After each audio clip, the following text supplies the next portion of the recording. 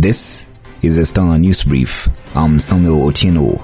Interior Cabinet Secretary Kithure Kindiki has declared Shakahola Forest a crime scene. This is after police exhumed some 47 bodies linked to the church of controversial preacher Paul Mackenzie. The preacher has been on the spot of occult-like teachings that led to the deaths of some of his followers. The controversial preacher was arrested on April 15th after the discovery of the bodies of 4 people suspected of having starved themselves to death.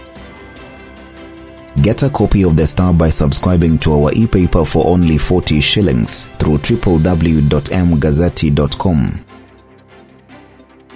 A court in Kibra has locked up for life a city man found guilty of attempted robbery with violence charge. Nestori Okindo Kimonge was sentenced to life by Senior Principal Magistrate Esther Boke and handed 7 years for 2 other counts. Kimonge is facing other multiple counts of robbery with violence before Chief Magistrate Anne Mwangi of the same court. While giving a verdict, Boke said Kimonge was dangerous, unremorseful, and a person on a mission to execute revenge.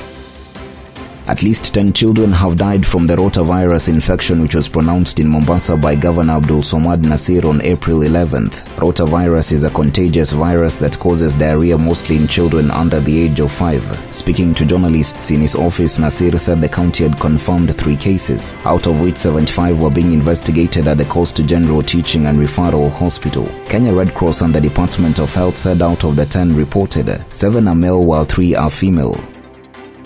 The National Treasury is yet to disburse 155.4 billion shillings in equitable share to the county governments, with barely 2 months to the end of the financial year. Data submitted to a Senate watchdog committee shows Treasury has released only 216.4 billion shillings since July 1, 2022. The releases translate to 58% of the 370 billion shillings, due to the 47 devolved units in the financial year ending June 30, 2023.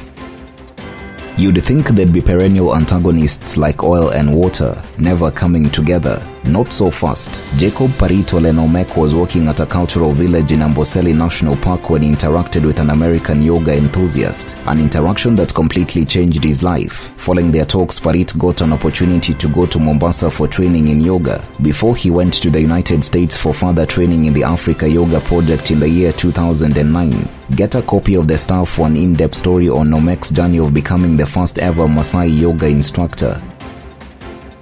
Get a copy of The Star by subscribing to our e-paper for only 40 shillings through www.mgazzetti.com.